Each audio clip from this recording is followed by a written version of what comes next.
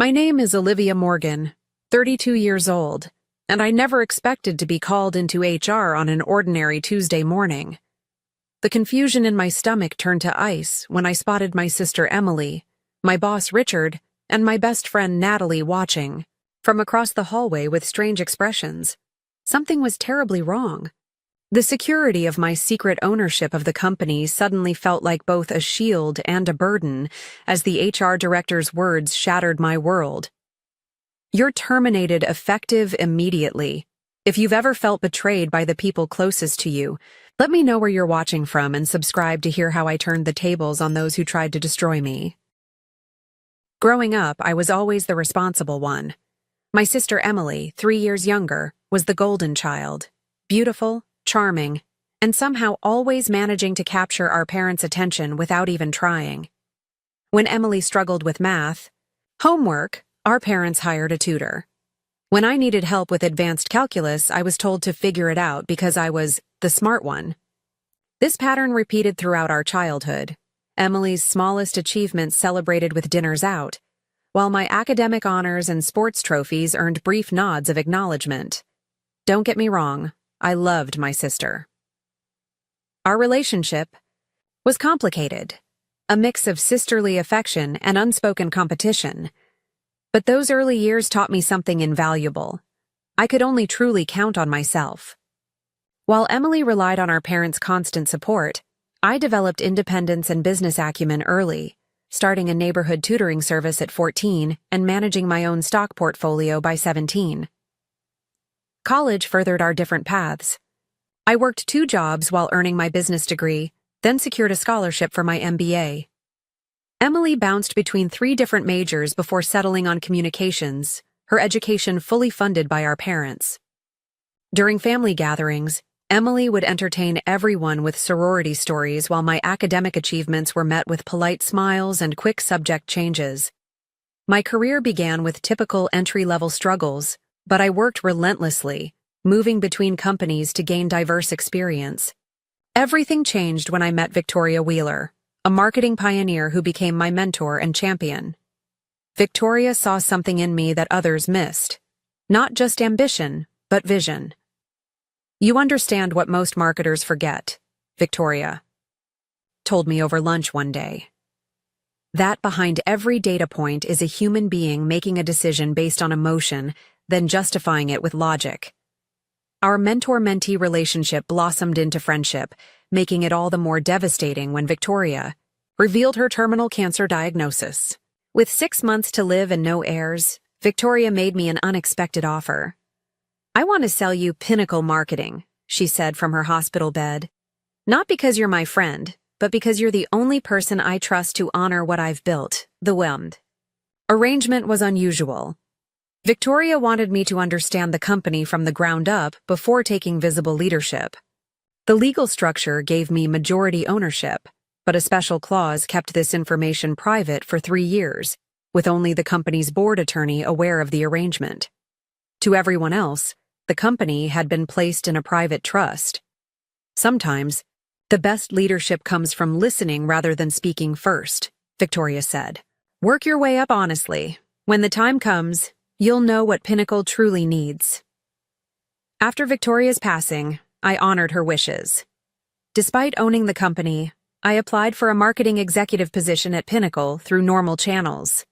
My credentials earned me the job on merit, and for the past 3 years I'd worked diligently, earning promotions while learning every aspect of the company's operations. My closest ally at Pinnacle became Natalie Chen, a brilliant strategist, with a quick wit and seemingly boundless energy. We bonded during late nights completing a crucial pitch for an athletic wear client. Our friendship grew through shared challenges, supporting each other through Natalie's painful divorce, my father's heart attack, career setbacks, and triumphs. Our Thursday wine nights became sacred tradition, a space for unfiltered conversations about everything from workplace politics to dating disasters. "You're the only person in this cutthroat place I fully trust," Natalie confessed during one such evening. The irony of her not knowing I owned the company always made these moments bittersweet, but I'd made a promise to Victoria. My professional relationship with CEO Richard Townsend had begun positively. A former finance executive with a reputation for turning companies around, Richard initially seemed impressed by my work ethic and innovative campaigns. My first 2 years brought exemplary performance reviews and increasing responsibilities. Olivia consistently exceeds expectations, read my second-year evaluation. Her strategic thinking and execution have directly contributed to our 22% revenue increase in the Northeast region. Then Emily graduated with her communications degree but struggled to find meaningful employment. After 6 months of temporary positions and increasingly desperate complaints to our parents, I offered to help. I could put in a word at Pinnacle, I suggested during Sunday dinner at our parents' house. There's an entry-level position in the content team that might be a good fit. My parents beamed with gratitude. Emily hugged me with genuine excitement. You're the best sister ever. I promise I won't let you down. With my recommendation, Emily secured the content coordinator position. I was genuinely happy to help her start her career, proud to see her professional journey begin. The first weeks felt harmonious. Emily seeking my advice, bringing me coffee in the mornings, introducing me to colleagues as my amazing sister who got me this job. I believed we were finally moving past our childhood dynamics into a balanced, adult relationship. Our parents called me repeatedly to express their gratitude, and for once, I felt fully seen by them. Little did I know I had just invited a Trojan horse into my professional sanctuary. Emily's first month revealed the challenges of her inexperience. I noticed errors in her client presentation data and quietly fixed them before anyone else could see. When she missed a content deadline for our healthcare client, I stayed until midnight completing it, telling the account manager there had been a miscommunication about the timeline. You saved me, Emily whispered gratefully when I told her, squeezing my hand. I'm still learning the ropes. I remembered my own steep learning curve and was happy to help. That's what sisters are for, I replied, truly believing we were supporting each other.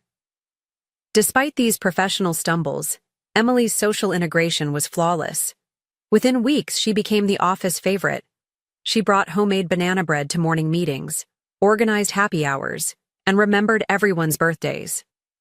Emily had always possessed natural charisma, drawing people into her orbit with effortless charm. It was a skill I'd admired, if sometimes envied. What caught me off guard was how quickly Natalie and Emily bonded. I had introduced them hoping my sister and best friend would get along, but I didn't expect them to become inseparable. The first warning sign came when Natalie canceled our standing Thursday wine night. Emily invited me to this networking event with the creative team, she explained, sounding genuinely torn.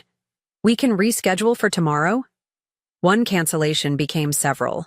I started noticing inside jokes between them during meetings. Silent. Glances, stifled laughter, references I didn't understand. When I asked about them, I'd get vague responses. Oh, just something that happened at happy hour. Or, you had to be there. Richard's interest in Emily's career progress seemed unusually invested for a CEO dealing with an entry-level employee. He began stopping by her desk for casual chats, offering private mentoring sessions on company strategy, and inviting her to executive lunches I was conspicuously not included in. Richard says my perspective as a newcomer is valuable, Emily explained when I asked about these meetings. He thinks I have a fresh eye for the changing market demographics.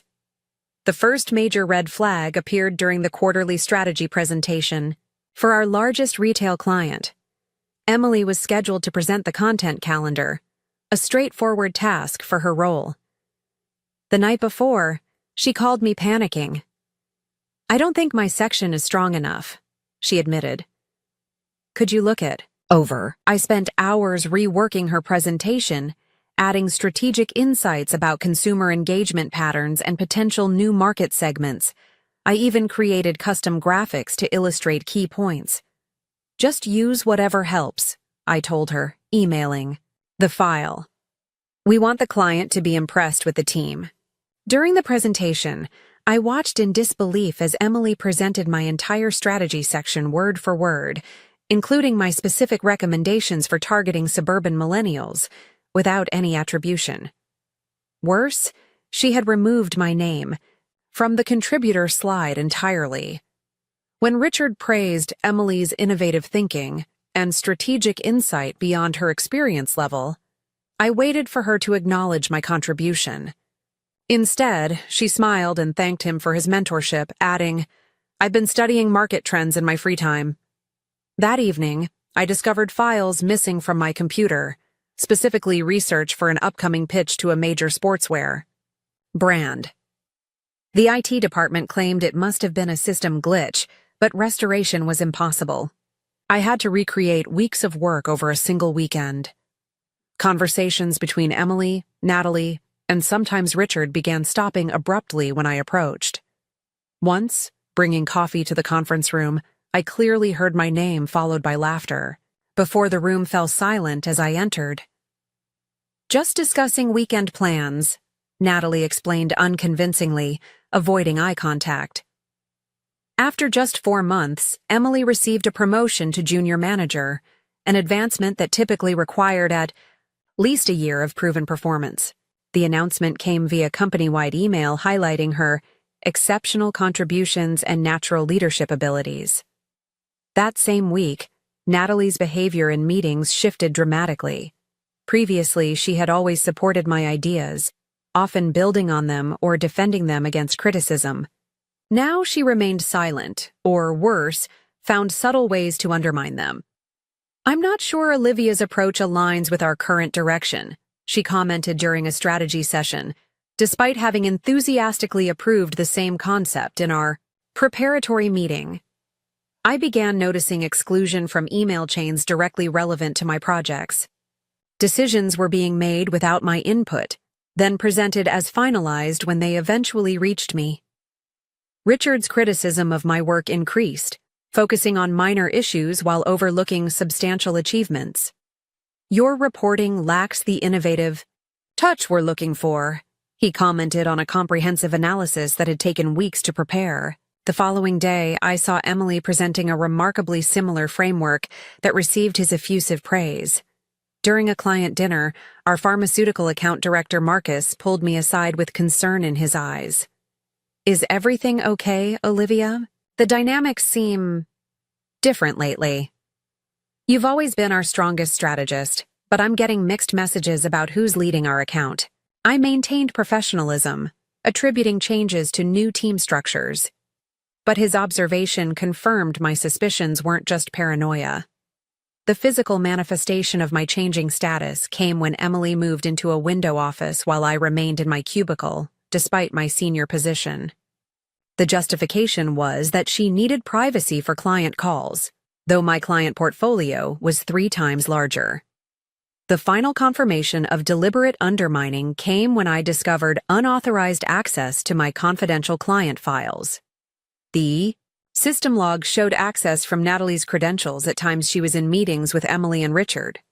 When confronted, Natalie claimed IT must have made a mistake with login tracking. "Why would I need to sneak into your files?" she asked with practiced innocence. "You always share everything with me anyway." But I had stopped sharing everything weeks ago, setting information traps that were now springing exactly as I had feared. I decided to address my concerns directly, starting with Emily. I invited her to dinner at my apartment, cooking her favorite lasagna and creating a comfortable atmosphere before broaching the subject. "I've noticed something concerning," I began, carefully. "In meetings and presentations, ideas I've shared with you are being presented as your original work. The retail strategy presentation, for example." Emily's expression shifted from surprise to defensiveness in seconds. "Are you serious right now? You're supposed to be helping me succeed, not keeping score." "I am helping you," I explained. "But there's a difference between mentoring and taking credit for someone else's work. You're just jealous I'm finally succeeding at something," she snapped, pushing her plate away. "My entire life you've been the successful one, the smart one, the responsible one. The moment I start doing well, you can't handle it." "This isn't about competition," I tried again. It's about professional ethics and respect. You've always needed to be better than me, Emily continued as if I hadn't spoken. You couldn't stand that Mom and Dad gave me attention, so you had to excel at everything. Now you can't stand that people at work might actually like me better than you.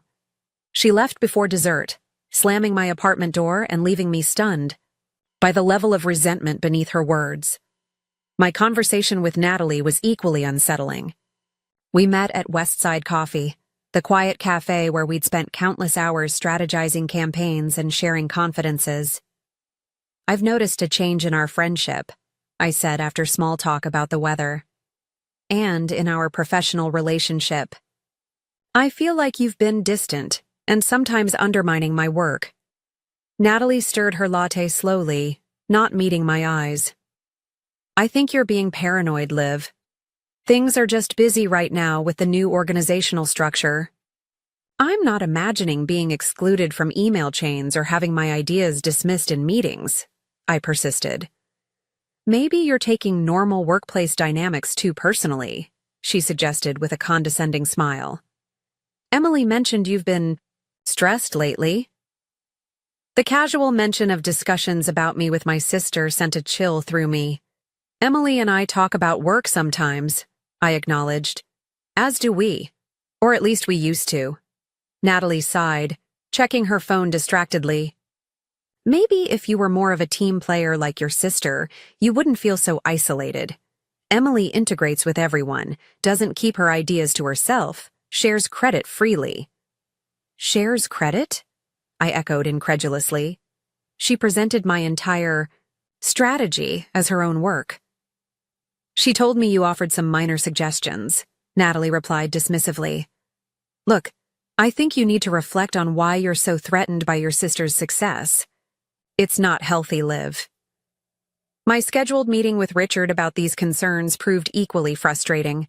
After waiting 20 minutes past our appointment time, I was given barely 10 minutes of his attention, interrupted repeatedly by urgent calls he somehow found time to take. I'm concerned about team dynamics and information flow, I began professionally, avoiding making the issues personal. Richard leaned back in his chair, expression bored. Olivia, every organization goes through adjustments. Change can be difficult for people who are set in their ways. This isn't about resistance to change, I clarified. It's about properly attributing work and maintaining clear communication structures. What I'm hearing, Richard interrupted, is that you're having difficulty adapting to our evolving company culture. We value collaboration over individual credit here. Perhaps you need to consider whether your approach still aligns with Pinnacle's direction. The implied threat was unmistakable. I've always been collaborative, I defended myself. But collaboration doesn't mean others presenting my work as their own. Richard's expression hardened. You seem very possessive of your work, Olivia. That's concerning in a team environment. Perhaps you should reflect on that. The meeting ended with his clear suggestion that my continued employment depended on getting along better with the team, particularly Emily. In the following weeks, the situation deteriorated rapidly. I found my client proposals altered just before presentations, with key elements removed or changed in ways that weakened the strategy. A major account I had nurtured for 2 years was reassigned to Emily without explanation, classified as a development opportunity for her growing portfolio. One evening, working late, I overheard voices from the conference room. The door was slightly ajar, and Richard, Emily, and Natalie were inside, unaware of my presence. Olivia is becoming a liability to the department, Richard stated flatly. Her resistance to our new direction is affecting team morale. It's not my fault she can't keep up with the changes, Emily replied, her tone dismissive. I've tried including her, but she's so stuck in her ways. I've talked to her multiple times, Natalie added, but she won't listen. She sees everything as a personal attack. Their casual discussion of my professional demise felt surreal. That night, I began documenting everything meticulously, saving emails, recording meetings, legal in our state. with one-party consent, and keeping a detailed journal of incidents with dates and witnesses. The next morning, I found an anonymous note on my desk. Watch your back. The childish intimidation tactic only strengthened my resolve to understand what was happening. Emily began telling colleagues I was struggling with personal issues, suggesting my increasingly isolated position was due to emotional instability, rather than systematic exclusion. When Marcus asked if everything was okay at home, I realized how effectively the narrative was spreading. The betrayal cut deepest when I discovered Natalie had revealed my confidential health information to coworkers. My occasional anxiety attacks, shared during late-night confidences, became office gossip, with concerned colleagues offering unsolicited advice about stress management. Richard began questioning my expense reports publicly during team meetings, despite them containing the same business dinners and client entertainment that had been approved without comment for years. "We need to be particularly careful with company resources," he announced, looking directly at me. "Some expenditures require additional justification." After one such meeting, Marcus waited until others had left before approaching my desk. "Something strange is happening," he confided. "There are closed-door meetings about restructuring your accounts. I thought you should know." That weekend, accessing my work files remotely, I discovered altered performance metrics in my quarterly review draft, numbers manipulated to show declining results despite our actual success. Client satisfaction ratings had been selectively edited, removing positive comments and highlighting minor concerns out of context. The coordinated effort to undermine me was now undeniable. What I couldn't yet understand was why. Was my sister's resentment so deep that destroying my career would bring her satisfaction? Was Natalie's betrayal simply opportunistic advancement? And what did Richard gain from this elaborate scheme? Needed answers, but more importantly, I needed evidence. The 3-year mark of my secret ownership was approaching, and perhaps Victoria's unusual arrangement had been more prescient than either of us could have imagined. I decided to address my concerns directly, starting with Emily. I invited her to dinner at my apartment, cooking her favorite lasagna and creating a comfortable atmosphere before broaching the subject. "I've noticed something concerning," I began, carefully. "In meetings and presentations, ideas I've shared with you are being presented as your original work. The retail strategy presentation, for example." Emily's expression shifted from surprise to defensiveness in seconds. "Are you serious right now? You're supposed to be helping me succeed, not keeping score." "I am helping you," I explained. "But there's a difference between mentoring and taking credit for someone else's work. You're just jealous I'm finally succeeding at something," she snapped, pushing her plate away. "My entire life you've been the successful one, the smart one, the responsible one. The moment I start doing well, you can't handle it." "This isn't about competition," I tried again. "It's about professional ethics and respect. You've always needed to be better than me," Emily continued as if I hadn't spoken. "You couldn't stand that Mom and Dad gave me attention, so you had to excel at everything. Now you can't stand that people at work might actually like me better than you." She left before dessert, slamming my apartment door and leaving me stunned by the level of resentment beneath her words. My conversation with Natalie was equally unsettling. We met at Westside Coffee, the quiet cafe where we'd spent countless hours strategizing campaigns and sharing confidences. "I've noticed a change in our friendship," I said after small talk about the weather. "And in our professional relationship. I feel like you've been distant and sometimes undermining my work." Natalie stirred her latte slowly, not meeting my eyes. "I think you're being paranoid, Liv. Things are just busy right now with the new organizational structure. I'm not imagining being excluded from email chains or having my ideas dismissed in meetings," I persisted. "Maybe you're taking normal workplace dynamics too personally," she suggested with a condescending smile. "Emily mentioned you've been stressed lately." The casual mention of discussions about me with my sister sent a chill through me. "Emily and I talk about work sometimes," I acknowledged. "As do we. Or at least we used to." Natalie sighed, checking her phone distractedly. Maybe if you were more of a team player like your sister, you wouldn't feel so isolated. Emily integrates with everyone, doesn't keep her ideas to herself, shares credit freely. Shares credit? I echoed incredulously. She presented my entire strategy as her own work. She told me you offered some minor suggestions, Natalie replied dismissively. Look, I think you need to reflect on why you're so threatened by your sister's success. It's not healthy, Liv. My scheduled meeting with Richard about these concerns proved equally frustrating. After waiting 20 minutes past our appointment time, I was given barely 10 minutes of his attention, interrupted repeatedly by urgent calls he somehow found time to take. I'm concerned about team dynamics and information flow, I began professionally, avoiding making the issues personal. Richard leaned back in his chair, expression bored. Olivia, every organization goes through adjustments. Change can be difficult for people who are set in their ways. This isn't about resistance to change, I clarified.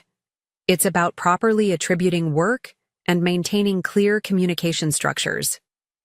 What I'm hearing, Richard interrupted, is that you're having difficulty adapting to our evolving company culture. We value collaboration over individual credit here. Perhaps you need to consider whether your approach still aligns with Pinnacle's direction. The implied threat was unmistakable. I've always been collaborative, I defended myself. But collaboration doesn't mean others presenting my work as their own.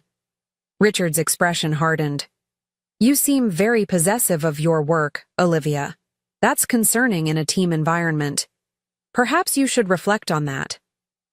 The meeting ended with his clear suggestion that my continued employment depended on getting along better with the team, particularly Emily. In the following weeks, the situation deteriorated rapidly. I found my client proposals altered just before presentations, with key elements removed or changed in ways that weakened the strategy. A major account I had nurtured for 2 years was reassigned to Emily without explanation, classified as a development opportunity for her growing portfolio. One evening, working late, I overheard voices from the conference room. The door was slightly ajar, and Richard, Emily, and Natalie were inside, unaware of my presence. Olivia is becoming a liability to the department, Richard stated flatly. Her resistance to our new direction is affecting team morale. It's not my fault she can't keep up with the changes, Emily replied, her tone dismissive. I've tried including her, but she's so stuck in her ways. I've talked to her multiple times, Natalie added, but she won't listen. She sees everything as a personal attack. Their casual discussion of my professional demise felt surreal. That night, I began documenting everything meticulously, saving emails, recording meetings, legal in our state, with one-party consent, and keeping a detailed journal of incidents with dates and witnesses. The next morning, I found an anonymous note on my desk. Watch your back. The childish intimidation tactic only strengthened my resolve to understand what was happening. Emily began telling colleagues I was struggling with personal issues, suggesting my increasingly isolated position was due to emotional instability, rather than systematic exclusion. When Marcus asked if everything was okay at home, I realized how effectively the narrative was spreading. The betrayal cut deepest when I discovered Natalie had revealed my confidential health information to coworkers. My occasional anxiety attacks, shared during late-night confidences, became office gossip, with concerned colleagues offering unsolicited advice about stress management. Richard began questioning my expense reports publicly during team meetings, despite them containing the same business dinners and client entertainment that had been approved without comment for years. We need to be particularly careful with company resources, he announced, looking directly at me. Some expenditures require additional justification. After one such meeting, Marcus waited until others had left before approaching my desk. Something strange is happening, he confided. There are closed-door meetings about restructuring your accounts. I thought you should know. That weekend, accessing my work files remotely, I discovered altered performance metrics in my quarterly review draft. numbers manipulated to show declining results despite our actual success. Client satisfaction ratings had been selectively edited, removing positive comments and highlighting minor concerns out of context. The coordinated effort to undermine me was now undeniable. What I couldn't yet understand was why. Was my sister's resentment so deep that destroying my career would bring her satisfaction? Was Natalie's betrayal simply opportunistic advancement? And what did Richard gain from this elaborate scheme? Needed answers. But more importantly, I needed evidence. The 3-year mark of my secret ownership was approaching, and perhaps Victoria's unusual arrangement had been more prescient than either of us could have imagined. Monday morning brought the culmination of their plotting. Sandra from HR was waiting at my desk, her professional demeanor strained by obvious discomfort. "Olivia, your presence is requested in conference room A. Immediately, please." The walk down the hallway felt surreal, especially when I noticed Emily, Richard, and Natalie watching from the break room. Expressions a disturbing mix of anticipation and artificial concern. Inside the conference room, formal termination documents were arranged precisely on the table. Richard sat at the head, flanked by Sandra and the company's legal counsel, Jordan Mills. Ironically, the only person present who knew about my ownership, though his careful neutral expression revealed nothing. "Olivia, please sit down," Richard began without preamble. "This meeting is to inform you that your employment with Pinnacle Marketing is terminated, effective immediately." The surreal moment replayed in slow motion, words I had never expected to hear despite the mounting evidence of conspiracy. "We have documented serious concerns," Richard continued, sliding a folder toward me. "Financial impropriety, sabotage of team members' work, and creating a hostile work environment. Each accusation more outrageous than the last, yet delivered with such conviction that an outsider might have believed them." Sandra avoided eye contact entirely, studying her notepad with unnecessary intensity. The door opened and Emily entered, clutching a tablet and looking appropriately somber for someone about to destroy her sister's reputation. "Emily has compiled evidence we find deeply troubling," Richard explained. As difficult as this has been for her, she felt professionally obligated to report these issues. My sister, perfectly playing the reluctant whistleblower, connected her tablet to the projector. A series of emails appeared on screen, ostensibly from my account, showing unprofessional comments about clients and colleagues. I recognized altered versions of actual messages, selectively edited to change their meaning entirely. "I found these when I was accidentally copied on a client thread," Emily explained, voice cracking with rehearsed emotion. "I didn't want to believe my own sister would speak this way about our team." She continued her performance, displaying doctored screenshots of expense reports with inflated numbers alongside original receipts showing discrepancies. The fabrications were sophisticated enough that disproving them would require digital forensic experts. "I hate having to do this," Emily concluded, wiping at non-existent tears. "But after Olivia threatened my career directly, saying she would make sure I never advanced in this industry if I didn't know my place, I had to come forward." The absurdity of this claim, a conversation that never occurred, left me momentarily speechless. Before I could formulate a response, Natalie entered, completing their triumvirate of betrayal. Her testimony was perhaps the most damaging, turning 3 years of friendship into weapons against me.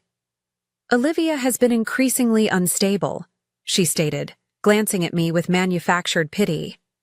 "She told me repeatedly she couldn't stand seeing her sister succeed, that Emily didn't deserve her position." Natalie recounted distorted versions of private conversations, transforming normal venting sessions into evidence of professional jealousy and instability. Last month, she admitted to deliberately undermining Emily's presentation to the Westridge client. Natalie continued. "She seemed proud of it, which frightened me." Richard nodded gravely, as if this confirmed his worst suspicions. "We've given you many chances to improve your behavior and performance," he addressed me directly for the first time. "Your negative attitude, refusal to collaborate, And now these ethical violations leave us no choice. He slid another document forward. A severance agreement with an aggressive non-disclosure clause. Sign this, and we can make this transition as painless as possible. 2 weeks severance in exchange for your discretion regarding internal company matters.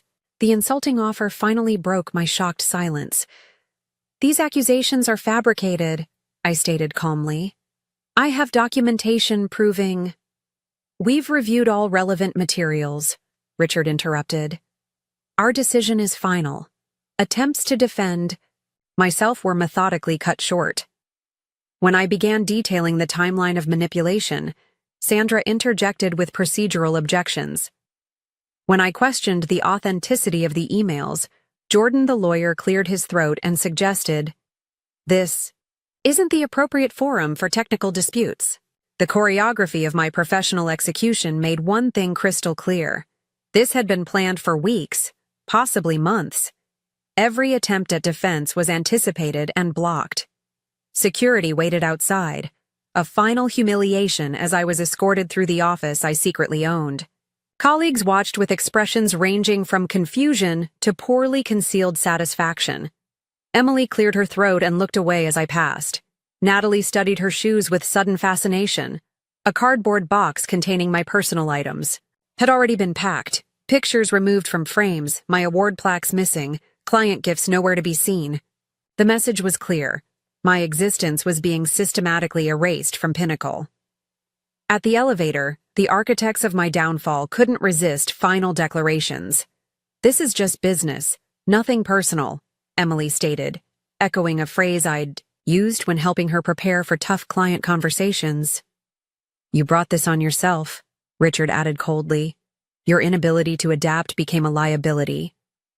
Natalie at least had the decency to look conflicted. "I'm sorry it came to this, but you left us no choice. Your behavior was affecting everyone."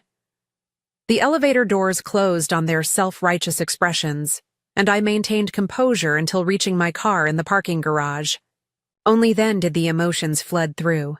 Tears of anger, disbelief, and genuine heartbreak at such calculated betrayal from the people I had trusted most. As I gripped the steering wheel, sobs shaking my body, a strange calm gradually emerged. From the storm of emotions, they thought they had won. They believed they had destroyed me professionally and personally. They had no idea who they were really dealing with. For 3 years, I had honored Victoria's wishes, learning Pinnacle from the inside, understanding its strengths and weaknesses. Now I finally understood why her unusual ownership arrangement had been so important. She had given me the ultimate advantage: knowledge without perceived power, insight without a target on my back. Through my tears, a small smile formed. They had just fired the woman who owned every desk, computer, and client contract they relied upon. Their celebration would be extraordinarily short-lived. My apartment transformed into a command center within 24 hours. The dining table disappeared beneath ownership documents, company bylaws, and whistleblower protection statutes. The living room wall became a timeline of events leading to my termination, with photos of the key players and their connections marked in different colored strings, like something from a detective movie. After a night of processing emotions, strategic clarity emerged. This wasn't just about reclaiming my position. It was about understanding the full scope of corruption and addressing it properly. Victoria's company deserved better than leadership built on betrayal and manipulation. My first call was to Jonathan Wells, a corporate attorney unaffiliated with Pinnacle. His reputation for handling complex corporate governance issues made him ideal for my unusual situation.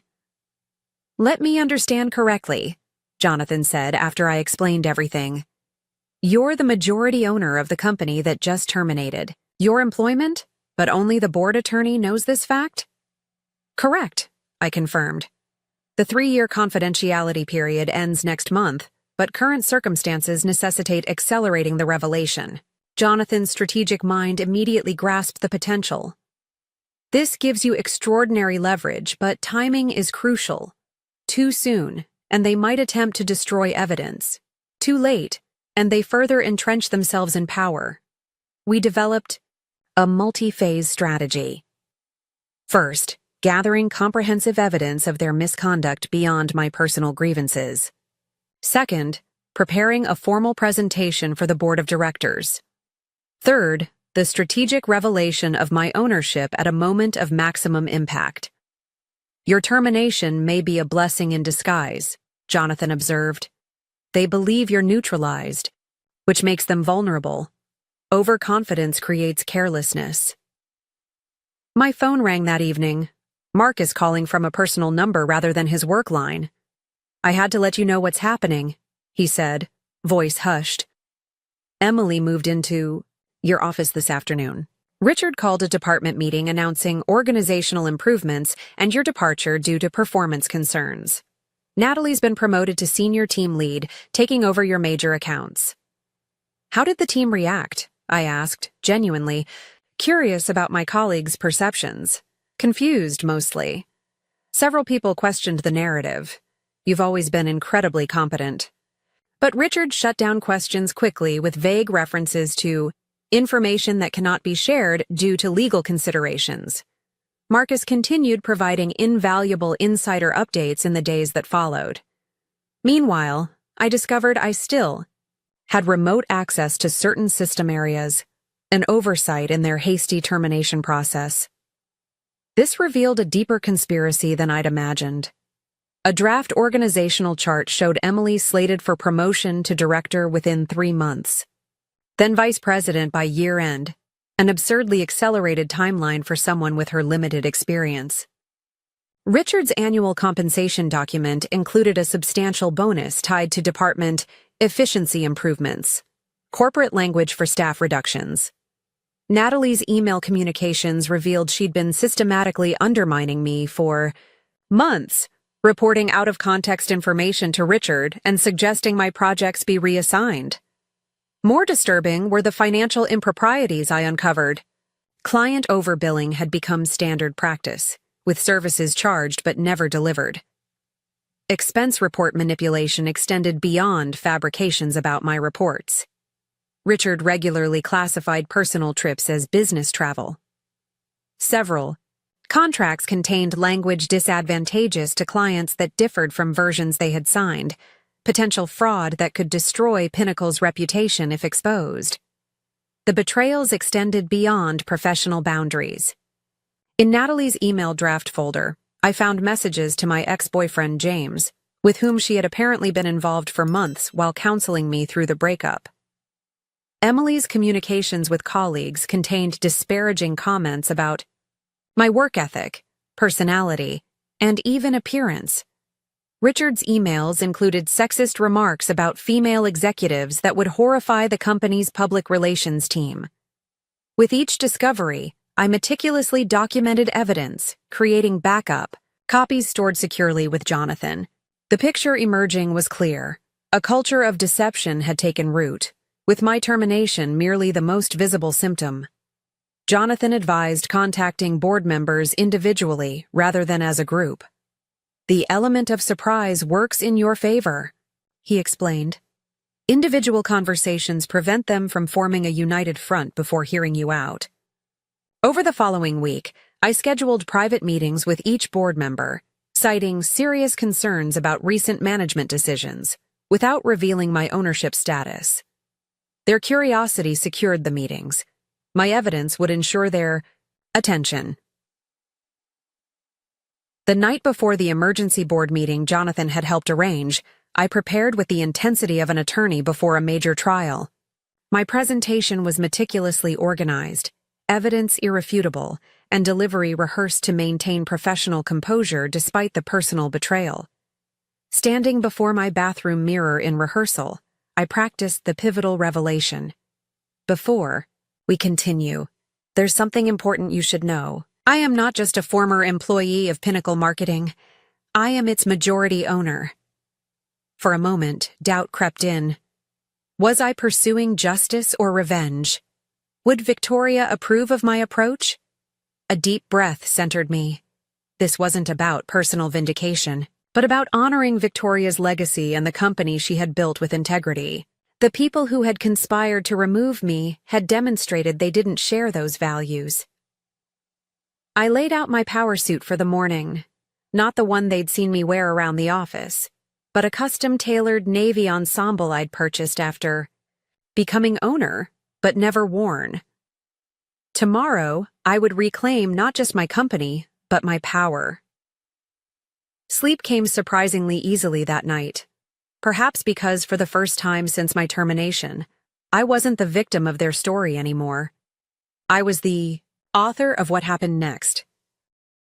Morning sunlight streamed through my bedroom curtains as I completed my confidence-building ritual, a practice Victoria had taught me years ago.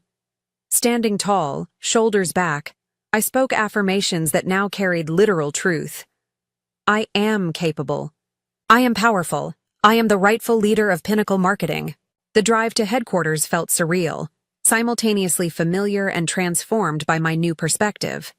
No longer approaching as an employee, but as the owner returning to claim what was mine. I adjusted my rearview mirror, catching a glimpse of determination in my eyes that even I found slightly intimidating. My phone buzzed with a text from Marcus. Board assembled in main conference room. Richard, Emily, and Natalie all here looking smug. Little do they know. The security guard at reception did a double take as I approached. Ms. Morgan? I thought. Weren't you? I have an appointment with the board, I stated calmly, signing the visitor log with deliberate care. Walking through the open office floor created an immediate ripple effect. Conversations halted mid-sentence. Heads turned. Whispers followed in my wake. I nodded professionally to former colleagues whose expressions ranged from shock to confusion to subtle signs of support. The boardroom door was closed, but through the glass wall I could see the meeting in progress. Richard standing at the head of the table, gesturing emphatically about something on the projection screen. Board members in varying states of attention. Emily and Natalie seated against the wall, not at the table, but clearly included in this executive discussion. Without knocking, I opened the door and entered with measured confidence. Excuse me, this is a private, Richard began automatically, then froze when he recognized me. His face cycled rapidly through surprise, confusion, and settling on irritation. Olivia, this is completely inappropriate. Security will escort you out. The board members looked between us with polite confusion. Emily's face drained of color. Natalie actually spilled coffee down her blouse in shock. Good morning, everyone, I greeted the room calmly. I apologize for the unconventional entrance, but today's agenda requires my presence. You have no authority to be here, Richard stated flatly, reaching for the conference room phone. This is trespassing. Board Chairwoman Janet Williams raised her hand slightly. Before we call security, perhaps Ms. Morgan could explain why she feels this intrusion is necessary. This was the moment I had rehearsed.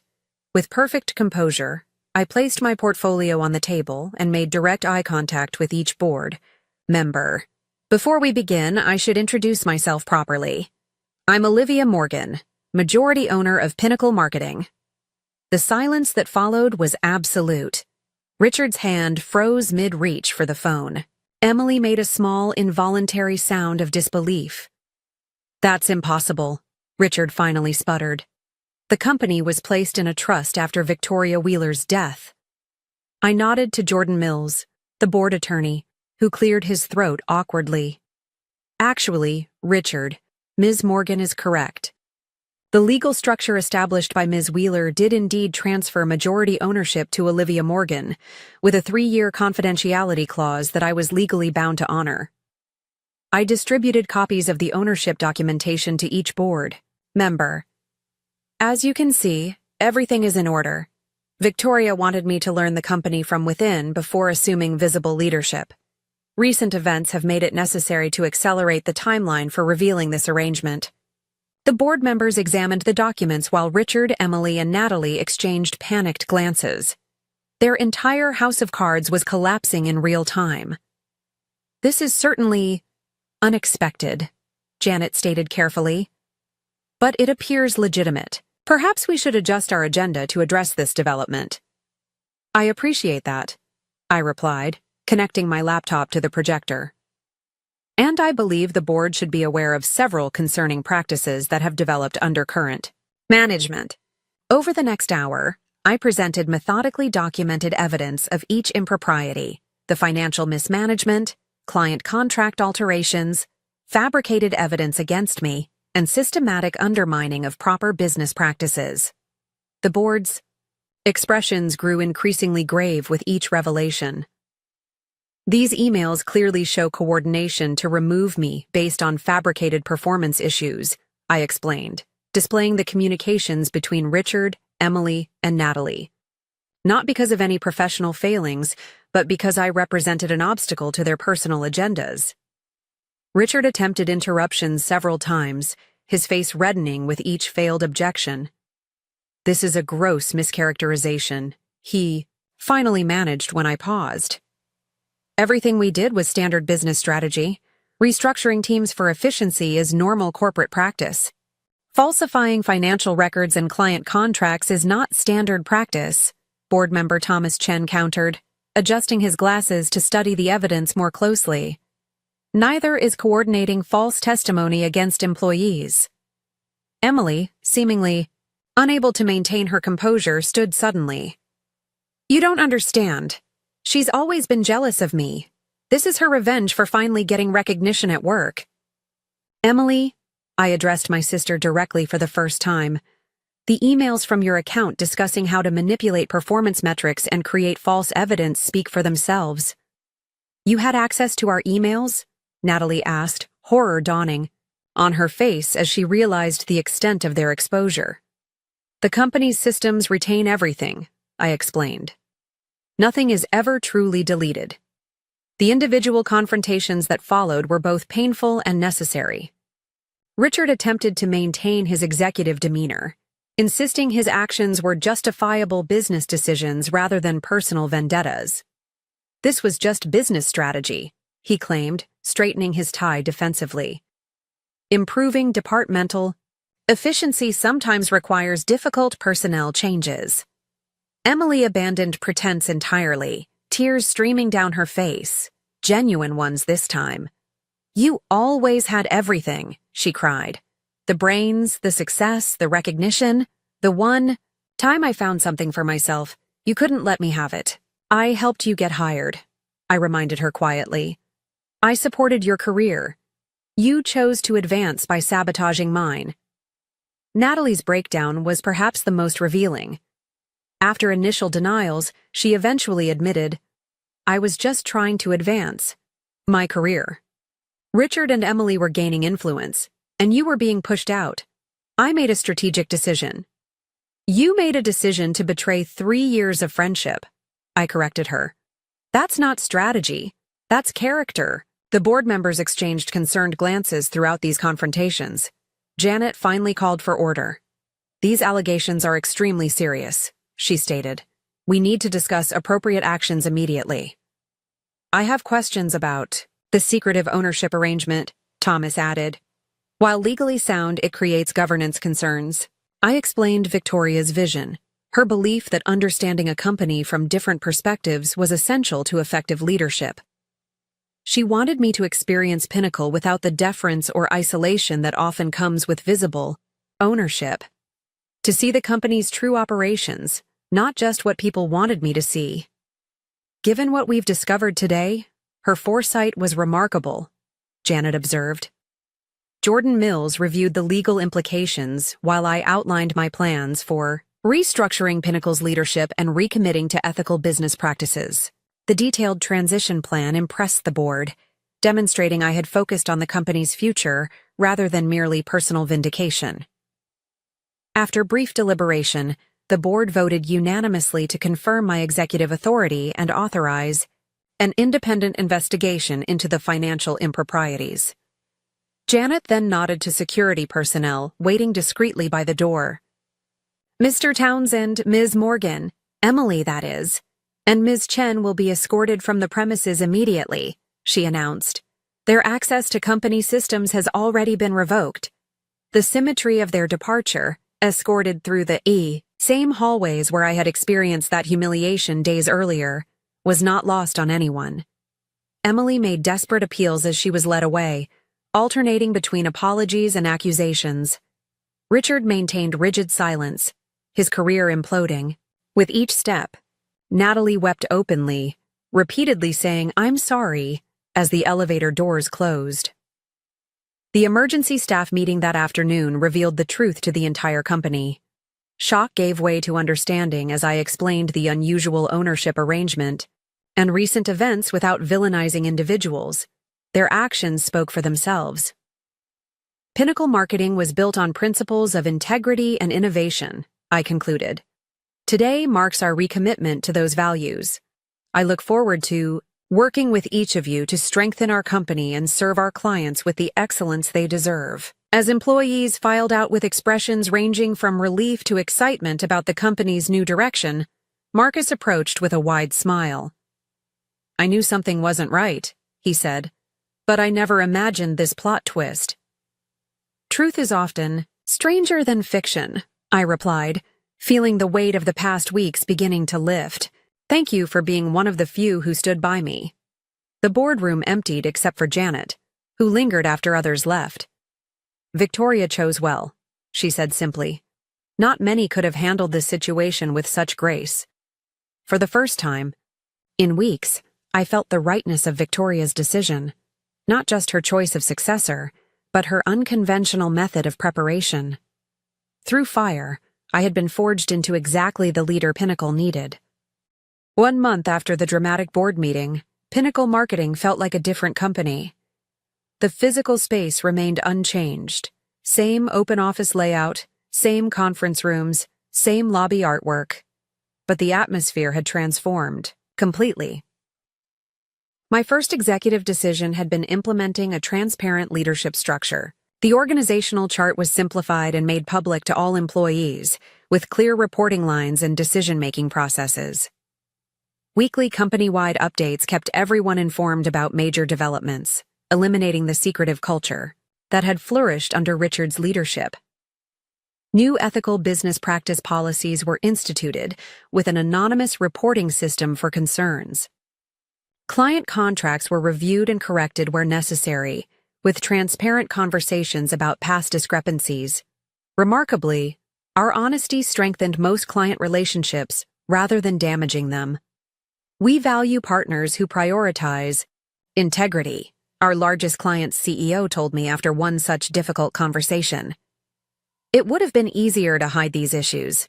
Your transparency confirms we're working with the right agency."